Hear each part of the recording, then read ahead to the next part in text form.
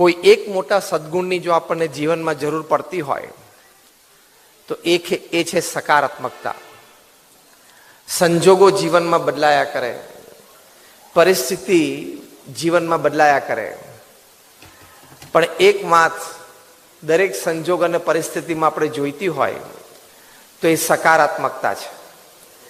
એનાથી જીવનમાં સ્થિરતા આવે છે. એટલે you need positivity in all times.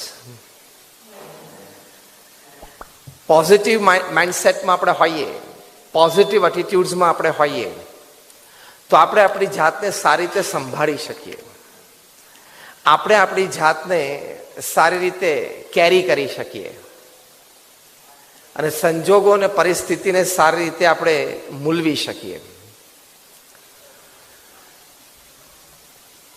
એકવાર રવિવારની વાત છે. રવિવારે સવારે કોઈ પિતાશ્રી સારું ન્યૂઝપેપર વાંચતા હશે, કોઈ સારી સ્ટોરી મનગમતી મનપસંદ વાંચતા હશે. એમાં એનો નાનો 8 વર્ષનો દીકરો દોડીને આવ્યો કે પપ્પા, તમે મને કહેલું કે ક્રિકેટ બેટ હું તમને લાવી આપીશ અને તમે 1 અઠવાડિયું થયું મને ક્રિકેટ બેટ આપ્યું નથી. એના પપ્પાએ કીધું કે સોરી, હું તને આવતા અઠવાડિયે ચોક્કસ આપીશ. એ કે પપ્પા, ગયા અઠવાડિયે પણ તમે આવું જ કહેલું, પણ કે બેટા જો આજે રવિવાર છે, કોઈ દુકાન ખુલ્લી હોય નહીં, એટલે આજે તને બેટ કેવી રીતે લાવી આપું? તો એ છોકરો જીદે ચડ્યો એટલે આ પિતાને એમ થયું કે આ બાળકને કંઈક કામે લગાડી દઉં. આજુબાજુ જોયું તો એક A4 સાઇઝ પેપરમાં વિશ્વનો નકશો હતો, વર્લ્ડ મેપ હતો. એ લઈને એના બાળકને બતાવ્યો કે જો આ વિશ્વનો નકશો છે, હવે હું આના નાના નાના ટુકડા કરી નાખીશ અને પછી એ ટુકડા તને આપીશ. તારે નકશો પાછો જેવો છે તેવો કરી લાવવાનો, એટલે હું તને એક સરસ ક્રિકેટ બેટ અત્યારે જ લાવી આપીશ. કારણ કે પિતાને ખબર હતી, હી વોઝ કોન્ફિડન્ટ કે આ 8 વર્ષનો બાળક છે, એ કોઈ દિવસ ભૂગોળ ભણ્યો નથી, વિશ્વનો નકશો જોયો નથી, એટલે એની માટે આ કામ અશક્ય જ છે અને શરત હતી કોઈની મદદ નહીં લેવાની. પેલા બાળકે એકવાર જોયું અને પિતાએ બતાવ્યું પણ ખરું, જો આ ભારત છે, આ ચાઇના છે, આ તૈવાન છે, પછી આ રશિયા છે, આ યુરોપ છે, આ યુક્રેન છે, અત્યારે તો છે અહીંયા એમ, અને પછી અમેરિકા છે, આફ્રિકા છે, બધું બતાવ્યું. પછી 16-20 ટુકડા કરી શફલિંગ કરીને બાળકને આપી દીધા અને બાળક લઈને ગયો.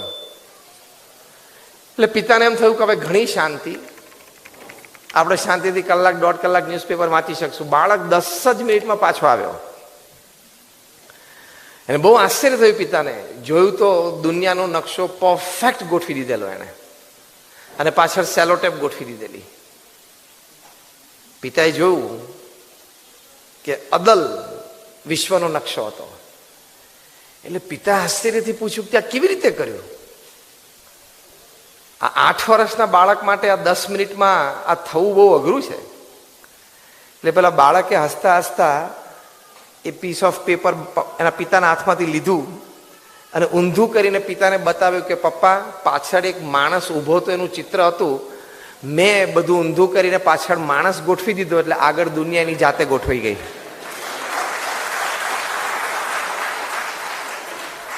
આપણે દુનિયા ગોઠવવાની જરૂર નથી, આપણે પેલા બરોબર ગોઠવાઈ જવાનું. આપણે કહીએ છીએ કે આપ ભલા તો જગ ભલા. આપણે બરોબર ગોઠવાઈ જઈએ એટલે આપણી દુનિયા બરોબર ગોઠવાઈ ગઈ. આપણે બરોબર ગોઠવાઈ ગયા એટલે શું? આપણે હંમેશા પોઝિટિવ મૂડ્સમાં રહેવાનું. સારું થયું, આનંદ કરી લેવાનો. ખરાબ ખોટું થયું તો શીખી લેવાનું કે ફરી વખત આ ભૂલ નહીં કરવાની, પણ રડવાનું નહીં. એ ગોઠવાયું કહેવાય. ઇન વન લાઈન ગોઠવાયું કોને કહેવાય? સારું થયું તો આનંદ કરી લેવાનો, ખોટું ખરાબ કંઈક થયું તો શીખી લેવાનું કે ભાઈ આ ભૂલ ફરી વખત આપણે કરવાની નથી. બસ આટલું જ બરોબર સેટ થઈ જાય એટલે ગોઠવાયું કહેવાય. અને આટલું ગોઠવાઈ એટલે જીવન સુંદર થઈ જાય. This is called positivity in adversity.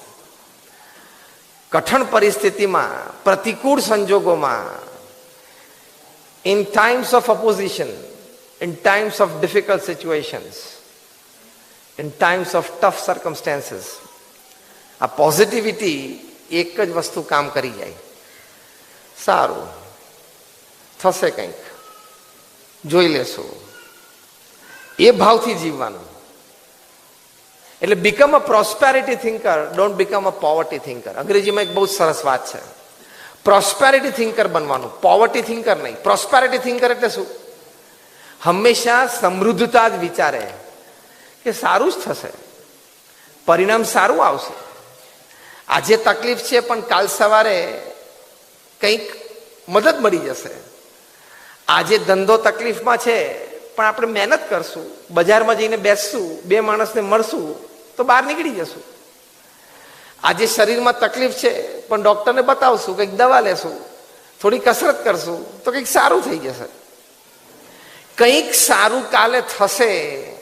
that hopeful attitude, that optimistic attitude is positivity. અને પોવર્ટી થિંકર હોય શું વિચારે? પહેલી જ વાત બોલે, મરી ગયા. હાથમાંથી કપરકાવી છૂટે ને તો પહેલો શબ્દ શું નીકળે? મરી ગયા. આટલામાં ના મરાય, આટલામાં કોઈ મરતું નથી. એટલે એ પોવર્ટી થિંકર હોય કે શું થશે, બધું અંધારું દેખાય છે. આમ બૌદ્ધા લોકો તો પૃથ્વી પર તમે જુઓ ને, તમે પૂછો એટલે કે આ મજામાં, બાકી અંદરથી શું જવાબ હોય? જામતું નથી. તો તને શું થાય તો જામે? તને શું થાય તો જામે? આ પ્રેસ્ટીજ અને એમ્બેસી વાળા પોતાનો આખો બિઝનેસ તને આપી દે તો જ તારે જામે? શું થાય તો તારે જામે? એટલે અંદરથી એમ કે નથી જામતું, બસ નથી મજા આવતી. પણ બસ નથી મજા આવતી એટલે શું? See, the choice is yours. How to carry your moods, how to submit yourself to the moods. Choice is yours, but make a good choice so you stand a good chance for a good change. એટલે poverty thinker નહીં રહેવાનું કે હાય હાય શું થશે, હવે મજા નથી આવતી, કોઈ સાથ સહકાર દેતું નથી, ધંધો ચાલતો નથી, સંબંધોમાં મજા નથી આવતી. એ પોવર્ટી થિંકરની વિચારધારા છે. એમાં ક્યારેય નહીં જવાનું. પ્રોસ્પેરિટી જ વિચારવાની. મુંબઈના રેલવે સ્ટેશન ઉપર, મુંબઈની ટ્રેન એટલે રોજના 75 લાખ લોકો મુંબઈની ટ્રેનમાં આવન જવન કરે છે. એના ફૂટપાથ ઉપર કુલી કે કોઈ શું તો બાજુમાંથી ટ્રેન ધમધમાટ જતી હોય. કારણ કે મુંબઈ માટે કહેવાય છે the city that never sleeps. શહેર જે ક્યારેય સૂતું નથી. રાત્રે 2 થી 4 2 જ કલાક મુંબઈની ટ્રેન બંધ હોય, સવારે 4 થી રાત્રે 2 ધમધમાટ ચાલુ હોય. ત્યાં ફૂટપાથ ઉપર એટલે કે પ્લેટફોર્મ ઉપર કુલી કે ત્યાંના વર્કર સૂતા હોય, એ તમને એસી રૂમમાં ઊંઘ ના આવે ને એવી ડીપ સ્લીપમાં હોય છે. અમે નજરે જોયા છે. કારણ કે પોઝિટિવ એટીટ્યુડમાં હોય. ચલો મારું જીવન આ છે, મેં સ્વીકારી લીધું. આપણે આપણી મહેનત કરી લઈએ છીએ, સાંજ પડે રોટલો ખાઈ લઈએ છીએ, આપણી મહેનત, આપણો આનંદ. અને આપણે સારામાં સારો શોરૂમ હોય ને તો એ સામેવાળો જો સારો શોરૂમ બનાવે ને તો રોજ ઓફિસમાંથી 4 વાર જોઈએ ને, અરે યાર. That is a poverty thinking. That is not a prosperity thinking. એટલે પોઝિટિવિટી માટે પ્રોસ્પેરિટી થિંકિંગ ખૂબ જરૂરી છે. પોવર્ટી થિંકિંગ કાઢી જ નાખવાનું. પ્રેક્ટિકલી હવે વાત કરીએ કે હંમેશા પ્રોસ્પેરિટી થિંકિંગમાં, પોઝિટિવિટીમાં હું કરી શકીશ, હું પ્રયત્ન કરીશ તો થશે, મારાથી થશે, હું નહીં કરું તો કોણ કરશે? અને કોઈ બીજો કરી શકતો હોય તો હું કરી જ શકું. If somebody can do, I can do.